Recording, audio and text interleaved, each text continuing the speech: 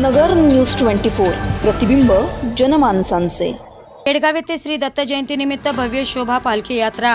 श्रीमंत सद्गुरू शंकर शेठ महाराज मठाभोवती जयंतीनिमित्त आकर्षक विद्युत रोषणाई।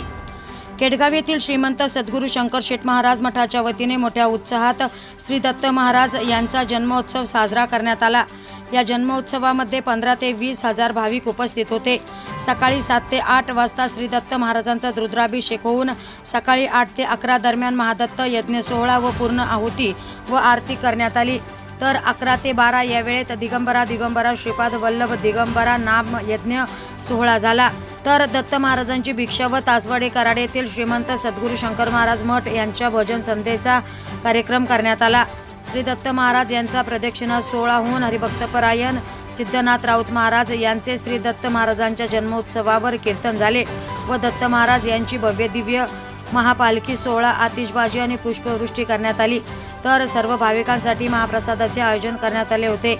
यावेळी श्री दत्त महाराज यांची भव्य मिरवणूक शोभायात्रा केडगाव परिसरातून शंकर महाराज मठ ते रबाजीनगर भूषणनगर झेंडा चौक दत्त चौक मारुती मंदिर ते मठाकडे समारोप करण्यात आला।